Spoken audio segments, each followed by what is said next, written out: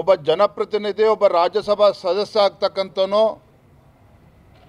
ಸಂವಿಧಾನ ಮತ್ತು ದೇಶದ ಸಾರ್ವಭೌಮತ್ವ ಮತ್ತು ಅಖಂಡತೆಯನ್ನು ಎತ್ತಿ ಹಿಡಿತೇನೆ ಅಂತೇಳಿ ಪ್ರಮಾಣ ವಚನವನ್ನು ಸ್ವೀಕಾರ ಮಾಡ್ತಾರೆ.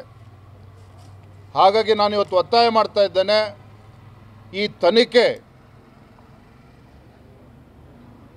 ತನಿಖೆ ಸಂಪೂರ್ಣವಾಗಿ ಪೂರ್ಣಗೊಳ್ಳೋದ್ರ ಒಳಗೂ ಸಹ ಮಾನ್ಯ ರಾಜ್ಯಸಭಾ ಸದಸ್ಯರಾಗಿರ್ತಕ್ಕಂಥ ನಾಸಿರ್ ಹುಸೇನ್ ಅವರು ಯಾವುದೇ ಕಾರಣಕ್ಕೂ ಪ್ರಮಾಣ ವಚನವನ್ನು ತೆಗೆದುಕೊಳ್ಬಾರ್ದು.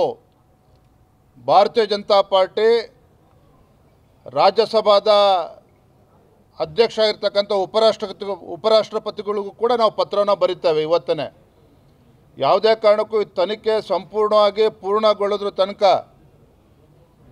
ಈ ವಿಚಾರದಲ್ಲಿ ಅವರಿಗೆ ಪ್ರಮಾಣ ವಚನವನ್ನು ಬೋಧನೆ ಮಾಡಬಾರ್ದು ಅಂತ ಸಹ ನಾವು ಇವತ್ತು ಒತ್ತಾಯವನ್ನು ಮಾಡೋರಿದ್ದೇವೆ, ಪತ್ರವನ್ನು ಕೂಡ ಬರೆಯೋರಿದ್ದೇವೆ. ನಾನು ರಾಜ್ಯದ ಮುಖ್ಯಮಂತ್ರಿಗಳಿಗೆ ಮತ್ತು ಕಾಂಗ್ರೆಸ್ ಪಕ್ಷಕ್ಕೆ ನಿಮ್ಮ ಉಬ್ಬಿದ ರಕ್ತನಾಳಗಳ ಸಮಸ್ಯೆಗೆ ಎವಿಸ್ ಆಸ್ಪತ್ರೆಯಲ್ಲಿ ಕೇವಲ 30 ನಿಮಿಷದ ಲೇಸರ್ ಚಿಕಿತ್ಸೆಯೊಂದಿಗೆ ಮುಕ್ತಿ ಹೊಂದಬಹುದು. ಹೆಚ್ಚಿನ ವಿವರಗಳಿಗಾಗಿ ಸಂಪರ್ಕಿಸಿ 8088837300. ನಾನು ಒತ್ತಾಯವನ್ನು ಮಾಡ್ತಾ ಇದ್ದೇನೆ, ನೀವು ನಿಜವಾಗ್ಲೂ ಕೂಡ ಪ್ರಾಮಾಣಿಕರಿದ್ದರೆ, ತಾವು ನಿಜವಾಗ್ಲೂ ಸಹ ದೇಶ ಪ್ರೇಮಿಗಳು ಆಗಿದ್ದೇ ಆದರೆ ಈ ವಿಚಾರವನ್ನು ಗಂಭೀರವಾಗಿ ತೆಗೆದುಕೊಂಡು, ಈ ಪ್ರಕರಣವನ್ನು ಗಂಭೀರವಾಗಿ ತೆಗೆದುಕೊಂಡು ಈ ಪ್ರಕರಣದಲ್ಲಿ ಅವರು ನಿರ್ದೋಷಿಯಾಗಿ ಹೊರಗೆ ಬರಬೇಕು. ಅಲ್ಲಿವರೆಗೂ ಸಹ ಇದಕ್ಕೆ ಅವಕಾಶನ ಕೊಡಬಾರ್ದು ಅಂಥೇಳಿ ನಾನು ಒತ್ತಾಯವನ್ನು ಮಾಡ್ತಾ ಇದ್ದೇನೆ. ನಾನು ಮತ್ತೊಂದು ಪ್ರಶ್ನೆ ಅಂತ ಹೇಳಿದ್ರೆ, ಎಲ್ಲರೂ ಕೂಡ ಕಾಡ್ತಾ ಇರ್ತಕ್ಕಂಥ ಕೇವಲ ಭಾರತೀಯ ಜನತಾ ಪಾರ್ಟಿಗೆ ಅಷ್ಟೇ ಅಲ್ಲ, ಯಾಕೆ ರಾಜ್ಯ ಸರ್ಕಾರಕ್ಕೆ ಪೊಲೀಸ್ ಅಧಿಕಾರಿಗಳ ಮೇಲೆ ಒತ್ತಡ ಹಾಕ್ತಾ ಇದ್ದೀರಿ? ಯಾಕೆ ಇವತ್ತು FSL ರಿಪೋರ್ಟನ್ನು ಬಹಿರಂಗಪಡಿಸೋದಕ್ಕೆ ಯಾಕೆ ಮೀನಾಮೇಷ ಮಾಡ್ತಾ ಇದ್ದೀರಿ? ಹಾಗಾಗಿ ಈ ವಿಚಾರವನ್ನು ಇನ್ನೂ ಕೂಡ ಹೆಚ್ಚು ಗಂಭೀರವಾಗಿ ತೆಗೆದುಕೊಳ್ಬೇಕು ಅಂತೇಳಿ ರಾಜ್ಯ ಸರ್ಕಾರಕ್ಕೆ ನಾನು ಒತ್ತಾಯವನ್ನು ಮಾಡ್ತಾ ಇದ್ದೇನೆ. ಸರ್, ಈಗ 2022ರಲ್ಲಿ ಬಾಯಿ ತಪ್ಪಿ ಒಬ್ಬ ಬಿಜೆಪಿ ಕಾರ್ಯಕರ್ತ ಪಾಕಿಸ್ತಾನ ಜಿಂದಾಬಾದ್ ಅಂದಿದ್ದಾರೆ. ಅವನು ಈಗ ಕಾಂಗ್ರೆಸ್ನವರು ಕೇಸ್ ಹಾಕಿ ಅರೆಸ್ಟ್ ಮಾಡಿದ್ದಾರೆ. ಮಂಡ್ಯ ಮೂಲದ ರವಿ ಅಂತ. ನೋಡ್ರಿ, ಪಾಕಿಸ್ತಾನ್ ಜಿಂದಾಬಾದ್ ಅಂತೇಳಿ ಘೋಷಣೆ ಯಾರೇ ಕೂಗಿದ್ರು ಸಹ ದೇಶದ್ರೋಹಿಗಳೇ. ಸಾಮಾನ್ಯ ಪ್ರಜೆ ಕೂಗಿದ್ರು ಕೂಡ ದೇಶದ್ರೋಹದ ಕೆಲಸವೇ.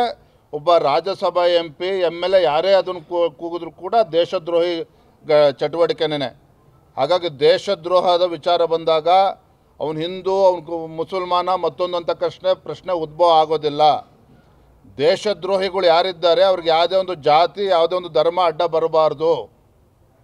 ಈ ವಿಚಾರದಲ್ಲಿ ರಾಜ್ಯ ಸರ್ಕಾರ ಭಾಳ ಗಂಭೀರವಾಗಿ ತೆಗೆದುಕೊಂಡು, ಯಾಕೆಂದರೆ ರಾಜ್ಯ ಸರ್ಕಾರ ಗಂಭೀರವಾಗಿ ತೆಗೆದುಕೊಂಡಿದೆ ಅಂತೇಳಿ ನಮಗಂತೂ ಅನ್ನಿಸ್ತಾ ಇಲ್ಲ, ಪ್ರಾಮಾಣಿಕವಾಗಿ ಮಾತನ್ನು ಹೇಳ್ತಾನೆ. ಯಾಕೆ ಅಂತ ಹೇಳಿದ್ರೆ, ಅವತ್ತು ಏನು ಘಟನೆ ನಡೀತು, ಇವತ್ತು ಪಾಕಿಸ್ತಾನ್ ಜಿಂದಾಬಾದ್ ಅಂತೇಳಿ ಘೋಷಣೆ ಕೂಗಿದ್ರು, ಮರುಕ್ಷಣ within no time those anti national elements should have been arrested. ಮರುಕ್ಷಣನೇ ಆ ದೇಶದ್ರೋಹಿಗಳನ್ನು ಅರೆಸ್ಟ್ ಮಾಡಬೇಕಿತ್ತು ಪೊಲೀಸರು. ಆದರೆ ರಾಜ್ಯ ಸರ್ಕಾರದ ಒತ್ತಡ, ಪೊಲೀಸರು ಕೂಡ ಇವತ್ತು ಅವ್ರನ್ನ ಸರಿಯಾದಂಥ ಕ್ರಮನ ಕೈಗೊಳ್ಳೋದಕ್ಕೆ ಸಾಧ್ಯ ಆಗಿಲ್ಲ. ಈಗಲೂ ಕೂಡ ಕಾಲ ಮಿಂಚಿಲ್ಲ. ನಾಸಿರ್ ಹುಸೇನ್ ಅವ್ರನ್ನೂ ಸಹ ಈ ಪ್ರಕರಣದಲ್ಲಿ ಅವ್ರನ್ನೂ ಕೂಡ ಅಪರಾಧಿ ಅಂತೇಳಿ ಘೋಷಣೆ ಮಾಡಿ ಕಾನೂನು ಪ್ರಕಾರ ಕ್ರಮವನ್ನು ಕೈಗೊಳ್ಳಬೇಕು ಅಂತೇಳಿ ನಾನು ಒತ್ತಾಯವನ್ನು ಮಾಡ್ತಾ ಇದ್ದೇನೆ.